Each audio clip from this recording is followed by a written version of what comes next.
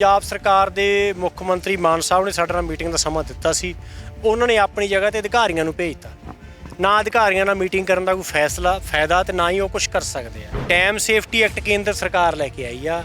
ਸੂਬਿਆਂ ਦਾ ਅਧਿਕਾਰ ਆ ਪਾਣੀਆਂ ਤੇ, ਸੂਬਿਆਂ ਦਾ ਅਧਿਕਾਰ ਆ ਡੈਮਾਂ ਤੇ, ਉਹ ਖੋਹ ਕੇ ਕੇਂਦਰ ਨੇ ਆਪਣੇ ਹੱਥ 'ਚ ਕਰ ਲਿਆ। ਪੰਜਾਬ ਆਪਣੇ ਪਾਣੀਆਂ ਦਾ ਮਾਲਕ ਨਹੀਂ ਰਿਹਾ, ਪੰਜਾਬ ਆਪਣੀ ਰਾਜਧਾਨੀ ਦਾ ਮਾਲਕ ਨਹੀਂ ਰਿਹਾ ਤੇ ਪੰਜਾਬ ਆਪਣੇ ਮੁੱਖ ਮੰਤਰੀ ਦਾ ਮਾਲਕ ਵੀ ਨਹੀਂ ਹੈਗਾ। ਇਹਨਾਂ ਦਾ ਮਾਲਕ ਵੀ ਕੇਂਦਰ ਬਣਿਆ ਹੋਇਆ। ਪਾਣੀ ਖੋਏ ਵੀ ਗਏ ਔਰ ਰਾਇਲਟੀ ਵੀ ਜਿਹੜੀ ਹੈਗੀ ਆ ਉਹ ਨਹੀਂ ਦਿੱਤੀ ਗਈ। ਨਾਲੇ ਚੋਰੀ ਨਾਲੇ ਸੀਨਾ ਚੋਰੀ ਜਿਹੜੀ ਪੰਜਾਬ ਦੇ ਨਾਲ ਇਸ ਮਾਮਲੇ ਤੇ ਵਾਪਰੀ ਹੈਗੀ ਆ। ਭਾਰਤ ਦੇ ਸੰਵਿਧਾਨ ਮੁਤਾਬਕ, ਭਾਰਤ ਦੇ ਕਾਨੂੰਨ ਮੁਤਾਬਕ, ਦੁਨੀਆ ਦੇ ਪਾਣੀਆਂ ਦੇ ਵੰਡ ਦੇ ਨਿਯਮ ਮੁਤਾਬਕ ਕਿਸੇ ਤਰੀਕੇ ਨਾਲ ਇਹ ਸਾਬਤ ਕਰ ਦੇਣ ਕਿ ਪੰਜਾਬ ਆਪਣੇ ਦਰਿਆਵਾਂ ਦਾ ਮਾਲਕ ਨਹੀਂ। ਜਦੋਂ ਕਸ਼ਮੀਰ 'ਚੋਂ ਧਾਰਾ 370 ਖਤਮ ਕੀਤੀ ਗਈ, ਇਹ ਕੇਂਦਰ ਦੇ ਨਾਲ ਖੜੇ, ਕਸ਼ਮੀਰ ਦੇ ਨਾਲ ਜਿਹੜੇ ਨਹੀਂ ਖੜੇਗੇ। ਖੇਤੀ ਕਾਨੂੰਨ ਆਏ, ਉਹਨੂੰ ਲਾਗੂ ਕਰਨ ਦਾ ਨੋਟੀਫਿਕੇਸ਼ਨ ਸੈਂਟਰ ਦੇ ਵਿੱਚ ਜਿਹੜਾ ਸੀਗਾ ਦਿੱਲੀ ਦੇ ਵਿੱਚ ਕੇਜਰੀਵਾਲ ਨੇ ਕੀਤਾ।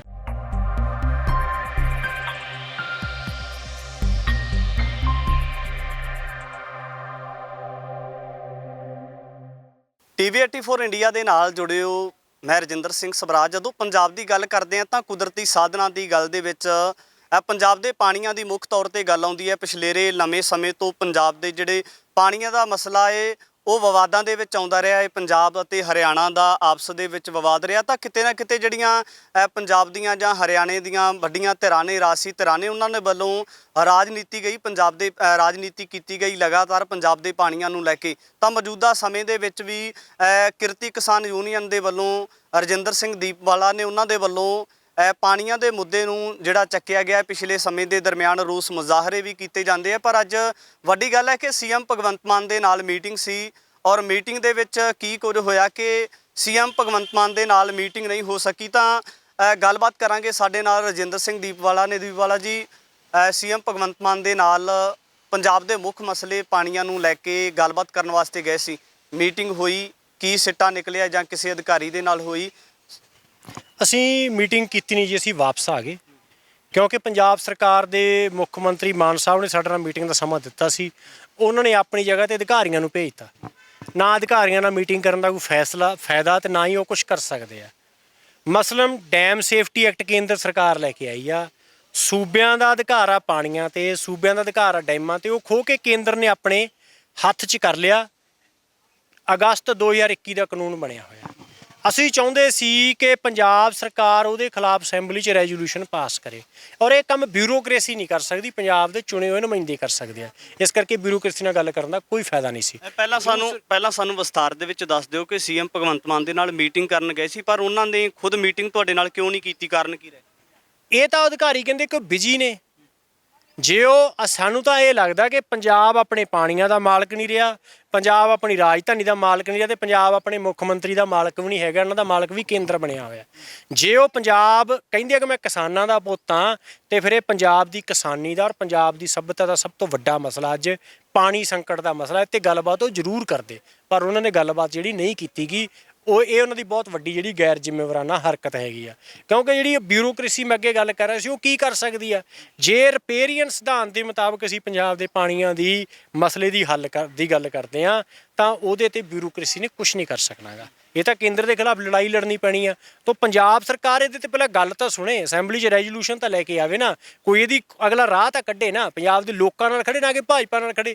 ਪਰ ਜੇ ਗੱਲ ਹੀ ਨਹੀਂ ਕਰਨਾ ਚਾਹੁੰਦੇਗੇ ਤਾਂ ਉਹਦੇ ਤੋਂ ਪਤਾ ਲੱਗਦਾ ਕਿ ਇਹ ਸੰਕਟ ਪ੍ਰਤੀ ਸਰਕਾਰ ਸੰਜੀਦਾ ਬਿਲਕੁਲ ਨਹੀਂ ਗੀ। ਇੱਕ ਵੱਡਾ ਸਵਾਲ ਹੈ ਕਿ ਜਿਹੜੀ ਪੰਜਾਬ ਦੀ ਸਰਕਾਰ ਹੈ ਉਹ ਰਿਪੇਰੀਅਨ ਇੰਡੀਅਨ ਦਾ ਜਿਹੜਾ ਰਿਪੇਰੀਅਨ ਲਾਜ਼ ਹੈ ਉਹਦੇ ਮੁਤਾਬਕ ਕਿਉਂ ਨਹੀਂ ਚੱਲ ਸਕੀ? ਕਿਉਂਕਿ ਜਿਹੜੇ ਸੂਬੇ ਜਿਹੜੇ ਕੁਦਰਤੀ ਸਰੋਤ ਪੈਦਾ ਕਰਦੇ ਨੇ ਉਹਨਾਂ ਨੂੰ ਅਧਿਕਾਰ ਹੈ ਕਿ ਉਹ ਆਪਣੀ ਜ਼ਰੂਰਤ ਮੁਤਾਬਕ ਆਪਣੇ ਸੂਬੇ ਵਿੱਚ ਵਰਤ ਸਕਦੇ ਨੇ, ਪਰ ਜਿਹੜੇ ਦੂਜੇ ਕਿਸੇ ਸੂਬੇ ਨੂੰ ਦਿੱਤੇ ਜਾਂਦੇ ਤਾਂ ਉਹਨਾਂ ਦਾ ਮੁੱਲ ਤੈਅ ਕਰਕੇ ਉਹਨਾਂ ਨੂੰ ਦਿੱਤਾ ਜਾਂਦਾ ਹੈ। ਪਰ ਪੰਜਾਬ ਦੇ ਪਾਣੀਆਂ ਦਾ ਲਗਾਤਾਰ ਇੱਕ ਵੱਡਾ ਮਸਲਾ ਰਿਹਾ ਹੈ। ਲਗਾਤਾਰ ਪੰਜਾਬ ਦਾ ਪਾਣੀ ਜਿਹੜਾ ਦੂਜੇ ਸੂਬਿਆਂ ਨੂੰ ਮੁਫਤ ਦੇ ਵਿੱਚ ਜਾਂਦਾ ਰਿਹਾ। ਪੰਜਾਬ ਦੇ ਸਿਰ ਕਰਜ਼ੇ ਦੀ ਬਹੁਤ ਵੱਡੀ ਰਕਮ ਹੈ। ਇੱਕ ਤਾਂ ਪੰਜਾਬ ਦੇ ਨਾਲ ਕੇਂਦਰ ਸਰਕਾਰ ਨੇ ਧੱਕਾ ਕੀਤਾ, ਲਗਾਤਾਰ ਹੀ ਧੱਕਾ ਕੀਤਾ ਪਾਣੀ ਵਾਲੇ ਇਸ਼ੂ ਤੇ। ਦੂਸਰੇ ਨੰਬਰ ਤੇ ਪੰਜਾਬ ਦੀਆਂ ਜਿਹੜੀਆਂ ਸਿਆਸਤਦਾਨ ਸੀ ਜਿਹਨਾਂ ਨੇ ਪੰਜਾਬ 'ਚ ਰਾਜ ਕੀਤਾ ਉਹ ਵੀ ਪੰਜਾਬ ਦੇ ਨਾਲ ਨਹੀਂ ਖੜੇ। ਦਰਬਾਰਾ ਸਿੰਘ ਨੇ ਸੁਪਰੀਮ ਕੋਰਟ 'ਚੋਂ ਕੇਸ ਵਾਪਸ ਲਿਆ, ਰਾਜੀਵ ਲੌਂਗੋਵਾਲ ਸਮਝੌਤੇ 'ਚੋਂ ਪਾਣੀ ਜਾਣਾ ਮੰਨੇ। ਔਰ ਜਿੱਥੋਂ ਤੱਕ ਰਾਇਲਟੀ ਦਾ ਸਵਾਲ ਹੈਗਾ, ਜਦੋਂ 1920 ਦੇ ਵਿੱਚ ਰਾਜਾ ਗੰਗਾ ਸਿੰਘ ਨੇ ਜਿਹੜਾ ਰਾਜਸਥਾਨ ਤੋਂ ਜੋ ਪੰਜਾਬ ਚੋਂ ਗੰਗ ਕਨਾਲ ਕੱਢ ਕੇ ਲਿਆ, ਉਦੋਂ ਅੰਗਰੇਜ਼ਾਂ ਨੇ ਉਹਨੂੰ ਕਿਹਾ ਸੀ, ਕਿਉਂਕਿ ਰਿਪੇਰੀਅਨ ਕਾਨੂੰਨ ਸਮਝਦੇ ਸੀ ਕਿ ਵੀ ਰਿਪੇਰੀਅਨ ਸਿਧਾਂਤ ਦੇ ਮੁਤਾਬਕ ਪਾਣੀ ਜਿਹੜੇ ਪੰਜਾਬ ਦੇ ਆ, ਤਾਂ ਰਾਇਲਟੀ ਰਾਜਸਥਾਨ 1947 ਤੱਕ ਪੰਜਾਬ ਨੂੰ ਦਿੰਦਾ ਰਿਹਾ ਹੈਗਾ। ਤੇ 1955 ਤੋਂ ਬਾਅਦ ਜਦੋਂ 80 ਲੱਖ ਏਕੜ ਫੁੱਟ ਨੇ ਪਾਣੀ ਰਾਜਸਥਾਨ ਨੂੰ ਦੇਣਾ, ਇੱਕ ਧੇਲਾ ਵੀ ਅੱਜ ਤੱਕ ਜਿਹੜਾ ਪੰਜਾਬ ਦੇ ਪਾਣੀਆਂ ਦਾ ਨਹੀਂ ਦਿੱਤਾ ਗਿਆ। ਇਸ ਮਾਮਲੇ 'ਚ ਵੀ ਧੱਕਾ ਹੋਇਆ, ਪਾਣੀ ਖੋਏ ਵੀ ਗਏ ਔਰ ਰਾਇਲਟੀ ਵੀ ਜਿਹੜੀ ਹੈਗੀ ਆ ਉਹ ਨਹੀਂ ਦਿੱਤੀ ਗਈ। ਨਾਲੇ ਚੋਰੀ ਨਾਲੇ ਸੀਨਾ ਚੋਰੀ ਜਿਹੜੀ ਪੰਜਾਬ ਦੇ ਨਾਲ ਇਸ ਮਾਮਲੇ ਤੇ ਵਾਪਰੀ ਹੈਗੀ ਆ। ਤੇ ਜੇ ਇਹ ਸਰਕਾਰ ਕਹਿੰਦੀ ਕਿ ਬਦਲਾਅ ਆ ਗਿਆ, ਪਾਣੀ ਵਾਲੇ ਮਸਲੇ ਤੇ ਅਕਾਲੀ ਕਾਂਗਰਸੀ ਪੰਜਾਬ ਨਾਲ ਨਹੀਂ ਖੜੇਗੇ, ਉਹਨਾਂ ਨੇ ਗਲਤ ਕੀਤਾ। ਜੇ ਬਦਲਾਅ ਆ ਗਿਆ ਤੇ ਫਿਰ ਇਹੀ ਗੱਲ ਸ਼ੁਰੂ ਕਰ ਲੈਣਾ। ਇਹ ਲੈ ਹੁਣ ਇਸ ਗੱਲ ਤੇ ਕਿ ਰਿਪੇਰੀਅਨ ਸਿਧਾਂਤ ਮੁਤਾਬਕ ਪੰਜਾਬ ਦੇ ਪਾਣੀਆਂ ਦਾ ਮਾਲਕ ਪੰਜਾਬ ਆ, ਪੰਜਾਬ ਦਾ ਪਾਣੀ ਸੰਕਟ ਹੱਲ ਹੋਣਾ ਚਾਹੀਦਾ, ਪੰਜਾਬ ਨੂੰ ਰਾਇਲਟੀ ਮਿਲਣਾ ਚਾਹੀਦੀ ਹੈ। ਇਹ ਤਾਂ ਇਸ ਮਾਮਲੇ ਤੇ ਗੱਲ ਨਹੀਂ ਕਰਨਾ ਚਾਹੁੰਦੀ ਗੀ। ਉਦੋਂ ਹਜ਼ਾਰਾਂ ਲੋਕਾਂ ਦਾ ਇਕੱਠ ਹੋਇਆ, ਅਸੀਂ ਇੱਥੇ ਪ੍ਰੋਟੈਸਟ ਕਰਨ ਆਏ ਹਾਂ, ਸਰਕਾਰ ਨੇ ਖੁਦ ਸਮਝਤਾ ਜੋ ਗੱਲ ਕਰਨ ਨੂੰ ਤਿਆਰ ਨਹੀਂ ਹੈਗੀ। ਤੋ ਇਸ ਕਰਕੇ ਲੱਗਦਾ ਨਹੀਂ ਕਿ ਪੰਜਾਬ ਦੇ ਲੋਕਾਂ ਕੋਲੇ ਸੰਘਰਸ਼ ਤੋਂ ਬਿਨਾਂ ਕੋਈ ਹੋਰ ਚਾਰਾ ਹੈਗਾ। ਬਦਲਾਅ ਵਾਲੀ ਗੱਲ ਤਾਂ ਜਿਹੜੀ ਹੈਗੀ ਹਵਾ ਹਵਾਈ ਹੀ ਹੈਗੀ ਆ। ਜੇ ਪਾਣੀਆਂ ਨੂੰ ਲੈ ਕੇ ਗੱਲ ਕਰੀਏ ਤਾਂ ਹਰਿਆਣਾ ਦੇ ਵਿੱਚ ਜਿਹੜੀ ਆਮ ਆਦਮੀ ਪਾਰਟੀ ਦੀ ਲੀਡਰਸ਼ਿਪ ਹੈ, ਸੁਸ਼ੀਲ ਗੁਪਤਾ ਕਹਿੰਦੇ ਨੇ ਕਿ 2024 ਦੇ ਵਿੱਚ ਜਿਹੜਾ ਪੰਜਾਬ ਦੇ ਕੋਲੋਂ ਜਿਹੜੀ ਰਹਿੰਦੀ ਸਾਡੀ ਪੰਜਾਬ ਦੀ ਪਾਣੀ ਦੀ ਬਚਤ ਹੈ ਉਹਨੂੰ ਵਾਪਸ ਲੈ ਕੇ ਆਵਾਂਗੇ। ਫਿਰ ਕੀ ਸਮਝਿਆ ਜਾਵੇ? ਇੱਕ ਤਾਂ ਨਾ ਇੱਥੋਂ ਸਿਆਸਤਦਾਨਾਂ ਨੇ ਇੰਨਾ ਕੂੜ ਪ੍ਰਚਾਰ ਕੀਤਾ ਕਿ ਪੰਜਾਬ ਕੋਲੇ ਪਾਣੀ ਵਾਧੂ ਆ, ਪੰਜਾਬ ਕੋਲੇ ਤਾਂ ਇੱਕ ਬੂੰਦ ਵੀ ਪਾਣੀ ਵਾਧੂ ਨਹੀਂ ਹੈਗਾ। ਜਦੋਂ 1955 'ਚ ਪਾਣੀ ਦੀ ਵੰਡ ਹੋਈ ਆ ਪਾਕਿਸਤਾਨ ਨਾਲ, ਜਦੋਂ ਰੌਲਾ ਵਰਲਡ ਬੈਂਕ ਨੇ ਨਿਬੇੜਿਆ ਭਾਰਤ ਪਾਕਿਸਤਾਨ ਦਾ, ਤਾਂ ਪਾਣੀ ਵੱਧ ਲੈਣ ਵਾਸਤੇ ਇਹਨਾਂ ਨੇ ਕਿਹਾ ਵੀ ਅਸੀਂ 80 ਲੱਖ ਏਕੜ ਫੁੱਟ ਪਾਣੀ ਰਾਜਸਥਾਨ ਨੂੰ ਦਿੰਦੇ ਹਾਂ। ਪੈਪਸੂ ਤੇ ਪੰਜਾਬ ਅਲੱਗ-ਅਲੱਗ ਸੀ, ਦੋਨਾਂ ਦਾ ਮਿਲਾ ਕੇ 72 ਲੱਖ ਏਕੜ ਫੁੱਟ ਪਾਣੀ। ਪੰਜਾਬ ਪਾਣੀਆਂ ਦਾ ਮਾਲਕ ਸੀ, ਉਹਨੂੰ ਕਹਾ 72 ਲੱਖ ਏਕੜ ਫੁੱਟ ਦੇ ਰਹੇ ਆ, ਰਾਜਸਥਾਨ ਨੂੰ 80 ਲੱਖ ਏਕੜ ਫੁੱਟ ਦੇ ਰਹੇ ਆ। ਜਦੋਂ ਪਾਣੀ ਮਿਲ ਗਿਆ ਉਸ ਤੋਂ ਬਾਅਦ ਪ੍ਰੈਕਟੀਕਲੀ ਇਹਨਾਂ ਨੇ ਕਿਹਾ 80 ਲੱਖ ਫੁੱਟ ਜਿਹੜਾ 80 ਲੱਖ ਏਕੜ ਫੁੱਟ ਜਿਹੜਾ ਰਾਜਸਥਾਨ ਨੂੰ ਉਹ ਪਾਣੀ ਹੈਗਾ ਉਹ ਦੇਣਾ ਹੈਗਾ। ਹਰਿਆਣਾ ਨਿਕਲ ਗਿਆ 35 ਲੱਖ ਏਕੜ ਫੁੱਟ ਪਾਣੀ, ਹੋਰ ਦਿੱਲੀ ਨੂੰ 2 ਲੱਖ ਏਕੜ ਫੁੱਟ ਪਾਣੀ। ਪੰਜਾਬ ਦੇ ਕੋਲੇ ਜਿੰਨਾ ਪਾਣੀ ਅੱਜ ਉਹਦੇ ਕੋਲੇ ਪੰਜਾਬ ਦਾ ਯਾਨੀ ਕਿ 22-23% ਹਿੱਸਾ ਮਸਾਂ ਬਣਦਾ। 73% ਪਾਣੀ ਜਿਹੜਾ ਉਹ ਪੰਜਾਬ ਤੋਂ ਬਾਹਰ ਜਾ ਰਿਹਾ। 51% ਪਾਣੀ ਪੰਜਾਬ ਦਾ ਜਿਹੜਾ ਰਾਜਸਥਾਨ ਵਰਤ ਰਿਹਾ ਹੈਗਾ। ਅਸੀਂ ਸਾਡੇ ਹਰਿਆਣੇ ਵਾਲੇ ਵੀ ਭਾਈ ਆ, ਰਾਜਸਥਾਨ ਵਾਲੇ ਭਾਈ ਆ, ਸਾਰਿਆਂ ਨੂੰ ਜਿੰਨੇ ਵੀ ਇਨਸਾਫ ਪਸੰਦ ਬੰਦੇ ਆ, ਅਸੀਂ ਉਹਨਾਂ ਨੂੰ ਕਹਿੰਦੇ ਕਿ ਭਾਰਤ ਦੇ ਸੰਵਿਧਾਨ ਮੁਤਾਬਕ, ਭਾਰਤ ਦੇ ਕਾਨੂੰਨ ਮੁਤਾਬਕ, ਦੁਨੀਆ ਦੇ ਪਾਣੀਆਂ ਦੇ ਵੰਡ ਦੇ ਨਿਯਮ ਮੁਤਾਬਕ ਕਿਸੇ ਤਰੀਕੇ ਨਾਲ ਇਹ ਸਾਬਤ ਕਰ ਦੇਣ ਕਿ ਪੰਜਾਬ ਆਪਣੇ ਦਰਿਆਵਾਂ ਦਾ ਮਾਲਕ ਨਹੀਂ। ਸਾਬਤ ਤਾਂ ਕਰਨ ਨਾ, ਕੋਈ ਲੌਜੀਕਲੀ ਗੱਲ ਤਾਂ ਹੋਵੇ ਨਾ। ਜਦੋਂ ਹਰਿਆਣਾ ਵੱਖਰਾ ਹੋਇਆ ਤਾਂ ਪੰਜਾਬ ਜਮਨਾ ਦਾ ਰਿਪੇਰੀਅਨ ਸਟੇਟ ਸੀ। ਜਮਨਾ ਪੰਜਾਬ ਤੇ ਯੂਪੀ ਦੀ ਨਦੀ ਸੀਗੀ, ਹੁਣ ਉਹ ਹਰਿਆਣੇ ਤੇ ਯੂਪੀ ਦੀ ਨਦੀ ਰਿਪੇਰੀਅਨ ਸਟੇਟ ਉਹ ਬਣ ਗਏ। ਜੇ ਪੰਜਾਬ ਨੇ, ਕਿਉਂਕਿ ਜਮਨਾ ਹਰਿਆਣੇ 'ਚ ਰਹਿ ਗਈ, ਜਮਨਾ 'ਚੋਂ ਇੱਕ ਬੂੰਦ ਵੀ ਪਾਣੀ ਨਹੀਂ ਮੰਨਿਆ ਹੈਗਾ। ਪੰਜਾਬ ਨੇ ਤਾਂ ਆਪਣੇ ਵੱਡੇ ਭਾਈ ਹੋਣ ਵਾਲਾ ਫਰਜ਼ ਅਦਾ ਕੀਤਾ, ਕਿਉਂਕਿ ਨਦੀ ਹਰਿਆਣੇ 'ਚ ਰਹਿ ਗਈ। ਤੇ ਫਿਰ ਹਰਿਆਣੇ ਵਾਲੇ ਵੀਰ ਵੀ ਸਮਝਣ ਵੀ ਜਿਹੜੀਆਂ ਨਦੀਆਂ ਪੰਜਾਬ 'ਚ ਰਹੀਆਂ ਉਹਨਾਂ ਦਾ ਅਧਿਕਾਰ ਕਿਵੇਂ ਬਣਦਾ ਹੈਗਾ। ਕਿਸਾਨ ਅੰਦੋਲਨ ਭਾਈ ਭਾਈ ਬਣ ਕੇ ਹਰਿਆਣੇ ਔਰ ਪੰਜਾਬ ਨੇ ਲੜਿਆ, ਪੰਜਾਬ ਦੇ ਹਰਿਆਣੇ ਦੇ ਲੋਕਾਂ ਨੇ ਲੜਿਆ।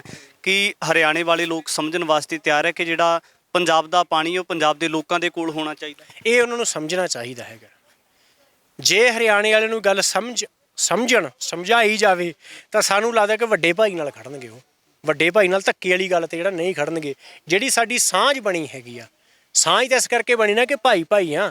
ਤੇ ਫਿਰ ਜਦੋਂ ਅਸੀਂ ਹਰਿਆਣਾ ਛੋਟੇ ਭਾਈ ਦਾ ਪਾਣੀ ਜਿਹੜਾ ਹੈਗਾ ਅਸੀਂ ਉਹ 'ਚੋਂ ਕੋਈ ਬੂੰਦ ਨਹੀਂ ਮੰਗਦੇਗੇ, ਫਿਰ ਵੱਡੇ ਭਾਈ ਦੇ ਪਾਣੀ 'ਚ ਕੋਈ ਬੂੰਦ ਕਿਸੇ ਨੂੰ ਨਹੀਂ ਲੈਣੀ ਚਾਹੀਦੀ ਹੈਗੀ। ਹਰਿਆਣਾ ਦੀਆਂ ਕਿਸਾਨ ਜਥੇਬੰਦੀਆਂ ਦੇ ਨਾਲ ਪਾਣੀ ਨੂੰ ਲੈ ਕੇ ਰਾਬਤਾ ਕਾਇਮ ਹੋਇਆ? ਕਦੇ ਗੱਲਬਾਤ ਦੀ ਜਿਹੜਾ ਰੱਖਿਆ ਗਿਆ ਕਿ ਗੱਲਬਾਤ ਹੋਣੀ ਚਾਹੀਦੀ? ਗੱਲਬਾਤ ਕਰਾਂਗੇ ਆਉਣ ਵਾਲੇ ਦਿਨਾਂ 'ਚ। ਫਿਲਹਾਲ ਇਹਨਾਂ ਦਿਨਾਂ 'ਚ ਤਾਂ ਕੋਈ ਗੱਲ ਜਿਹੜੀ ਹੈਗੀ ਨਹੀਂ ਹੋਏਗੀ। ਆਉਣ ਵਾਲੇ ਦਿਨਾਂ 'ਚ ਗੱਲਬਾਤ ਜਿਹੜੀ ਹੈਗੀ ਆ ਉਹ ਕਰਾਂਗੇ। ਹੁਣ ਰਾਜਸਥਾਨ ਕੋਲੇ 51% ਪਾਣੀ ਜਾ ਰਿਹਾ।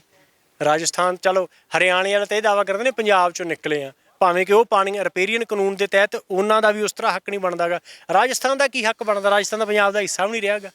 ਰਾਜਸਥਾਨ 51% ਪਾਣੀ ਪੰਜਾਬ ਦਾ ਜਿਹੜਾ ਹੈਗਾ ਲੈ ਕੇ ਜਾ ਰਿਹਾ। ਤੇ ਹੁਣ ਸਰਕਾਰ ਨੇ ਜਮਾਂ ਹੀ ਸ਼ਰਮ ਲਾਤੀ, 21 ਕਰੋੜ ਰੁਪਈਆ ਰੀਚਾਰਜ ਕਰਨ ਲਈ ਤੇ 780 ਕਰੋੜ ਰੁਪਈਆ ਰੀਚਾਰਜ ਰੋਕਣ ਦੇ ਲਈ। ਵੀ ਨਹਿਰਾਂ ਦੇ ਤਲੇ ਇੰਨੇ ਮੋਟੇ ਕਰ ਦਿਓ, ਮੋਟਾ ਪੰਨਾ ਪਾ ਤੇ ਇੰਨੇ ਸਖਤ ਕਰ ਦਿਓ ਵੀ ਇੱਕ ਵੀ ਬੂੰਦ ਧਰਤੀ ਦੀ ਪੰਜਾਬ ਦਾ ਪਾਣੀ ਪੰਜਾਬ ਦੀ ਧਰਤੀ ਹੇਠ ਨਾ ਜਾਵੇ। ਤੋ ਇਹ ਤਾਂ ਬਿਲਕੁਲ ਹੀ ਜਾਣੀ ਕਿ ਧੱਕਾ ਜਿਹਨੂੰ ਕਿ ਲਗਾਤਾਰ ਵਧਾਉਣ ਵਾਲੇ ਪਾਸੇ ਆ। ਹਾਲਤ ਇਹ ਬਣ ਗਈ ਕਿ 86% ਪਾਣੀ ਧਰਤੀ ਦਾ ਪੰਜਾਬ ਦਾ ਨਿਕਲ ਚੁੱਕਾ। ਪੂਰੇ ਮੁਲਕ ਨੂੰ ਝੋਨਾ ਚਾਹੀਦਾ, ਚੌਲ ਚਾਹੀਦਾ, ਉਹ ਪੰਜਾਬ ਪੈਦਾ ਕਰਕੇ ਦੇਵੇ, ਧਰਤੀ ਹੇਠਲਾ ਪਾਣੀ ਖਤਮ ਕਰੇ। ਪਾਣੀ ਨਹੀਂ ਹੈ ਦੂਜਿਆਂ ਕੋਲੇ, ਦੂਜੇ ਸੂਬੇ ਨੂੰ ਪਾਣੀ ਵੀ ਦੇਵੇ ਪੰਜਾਬ। ਇਹ ਤਾਂ ਦੂਰਾ ਤੀਰਾ ਧੱਕਾ ਪੰਜਾਬ ਦੇ ਨਾਲ। ਔਰ ਇਹਦੇ ਤੇ ਜੇ ਰੈਸ਼ਨਲ ਗੱਲ ਹੋਵੇ, ਜਿਹੜਾ ਵੀ ਕੋਈ ਚਰਚਾ ਕਰਨਾ ਚਾਹੁੰਦਾ, ਅਸੀਂ ਚਰਚਾ ਕਰਨ ਨੂੰ ਤਿਆਰ ਹੈਗੇ ਆ ਕਿ ਇਹ ਭਾਈਬੰਦੀ ਨਾਲ ਮਸਲੇ ਹੱਲ ਹੋਣੇ ਚਾਹੀਦੇ ਆ। ਕੋਈ ਸਾਬਤ ਤਾਂ ਕਰੇ ਕਿ ਪੰਜਾਬ ਦਾ ਹੱਕ ਨਹੀਂ ਬਣਦਾ। ਇਸ ਦੁਨੀਆ ਜਿੰਨੇ ਵੀ ਪਾਣੀ ਦੇ ਵੰਡ ਦੇ ਨਿਯਮ ਹੈਗੇ ਆ, ਸਾਰਿਆਂ ਦੇ ਮੁਤਾਬਕ ਹੀ ਪੰਜਾਬ ਦੇ ਪਾਣੀਆਂ ਦਾ ਹੱਕ ਪੰਜਾਬ ਦਾ ਹੀ ਬਣਦਾ ਹੈ। ਦਿੱਲੀ ਨੂੰ ਪਾਣੀ ਜਾਂਦਾ ਤੇ ਗੱਲ ਵੱਖਰੀ ਸੀ, ਕਿਉਂਕਿ ਜਿਹੜੀ ਆਮ ਆਦਮੀ ਪਾਰਟੀ ਦੀ ਸੁਪਰੀਮੋ ਦਿੱਲੀ ਤੋਂ ਚੱਲਦੀ ਹੈ, ਪਰ ਰਾਜਸਥਾਨ ਨੂੰ 700 ਕਰੋੜ ਦੇ ਸਮੇਤ ਪੰਜਾਬ ਦਾ ਇੱਕ ਕੀਮਤੀ ਸਰੋਤ ਦੇ ਦੇਣਾ, ਕਿਉਂਕਿ ਪੰਜਾਬ ਦੇ ਵਿੱਚ ਇੱਕ ਬਹੁਤ ਵੱਡੀ ਔੜ ਲੱਗੀ ਹੋਈ ਹੈ ਪਾਣੀ ਦਾ ਮਸਲਾ ਲੰਮੇਰੇ ਸਮੇਂ ਤੋਂ ਚੱਲਦਾ ਆ ਰਿਹਾ ਹੈ।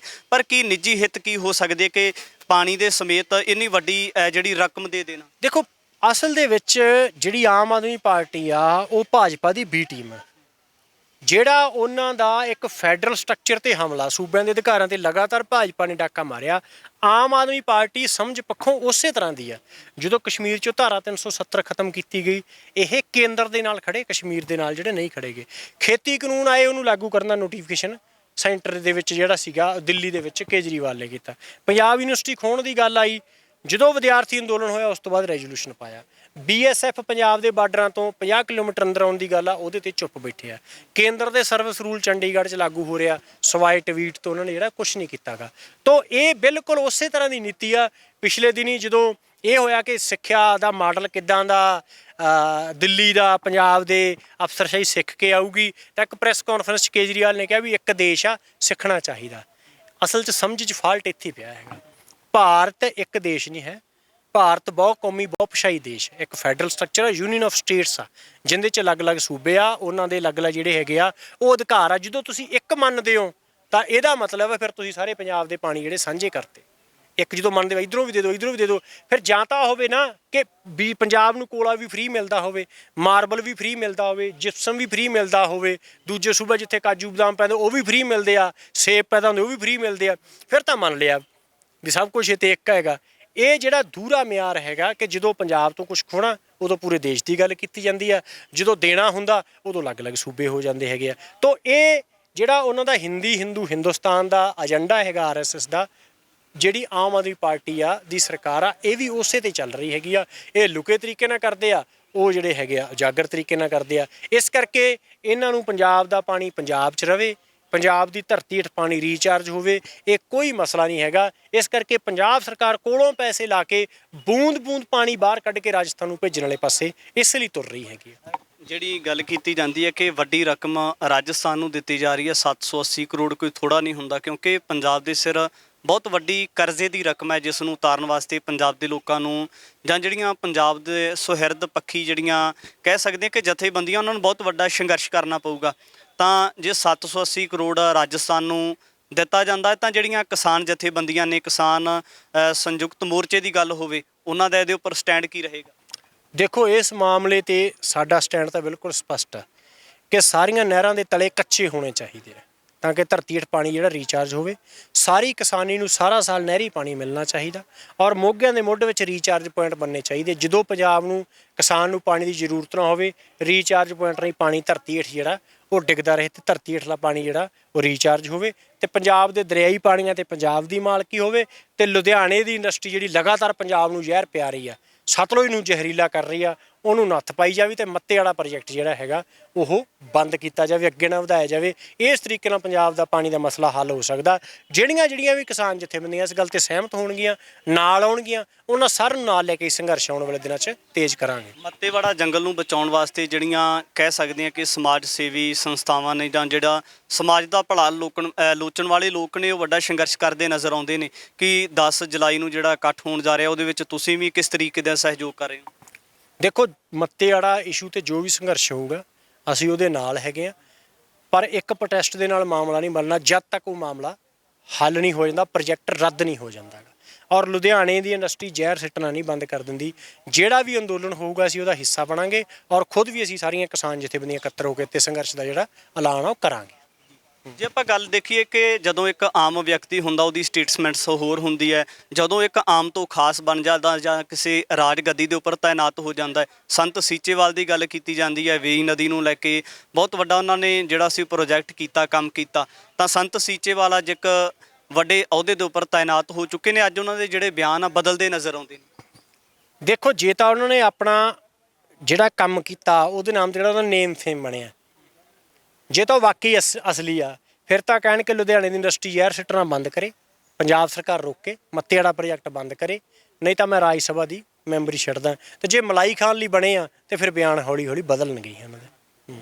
ਆਉਣ ਵਾਲੇ ਸਮੇਂ ਦੇ ਵਿੱਚ ਦੇਖਣਾ ਹੋਏਗਾ ਕਿ ਜਿਹੜੀਆਂ ਪੰਜਾਬ ਦੇ ਦਰਪੇਸ਼ ਤਮਾਮ ਚੁਣੌਤੀਆਂ ਨੇ, ਉਹਨਾਂ ਮਸਲਿਆਂ ਦੇ ਹੱਲ ਵਾਸਤੇ ਜਿਹੜੀਆਂ ਕਿਸਾਨ ਜਥੇਬੰਦੀਆਂ ਨੇ, ਕਿਰਤੀ ਕਿਸਾਨ ਯੂਨੀਅਨ ਰਜਿੰਦਰ ਸਿੰਘ ਦੀਪਵਾਲਾ ਦੇ ਨਾਲ ਗੱਲਬਾਤ ਕੀਤੀ ਹੈ। ਤਾਂ ਆਉਣ ਵਾਲੇ ਸਮੇਂ ਦੇ ਵਿੱਚ ਜਿੰਨੀਆਂ ਵੀ ਤਮਾਮ ਜਥੇਬੰਦੀਆਂ ਨੇ, ਉਹਨਾਂ ਦੀ ਮੱਤੇਵਾੜਾ ਜੰਗਲ ਨੂੰ ਲੈ ਕੇ ਜਾਂ ਪੰਜਾਬ ਦੀ ਜਿਹੜੀ ਮੁੱਖ ਮੰਗ ਪੰਜਾਬ ਦੇ ਪਾਣੀਆਂ ਦੀ ਰਹੀ ਹੈ, ਉਹਨੂੰ ਲੈ ਕੇ ਕਿਸ ਤਰ੍ਹਾਂ ਦੀ ਭੂਮਿਕਾ ਹੋ ਸਕਦੀ ਹੈ, ਆਉਣ ਵਾਲੇ ਸਮੇਂ ਦੇ ਵਿੱਚ ਇਸ ਤਰ੍ਹਾਂ ਦੇ ਤਮਾਮ ਪੱਖ ਲੈ ਕੇ ਹਾਜ਼ਰ ਹੋਵਾਂਗਾ। ਧੰਨਵਾਦ।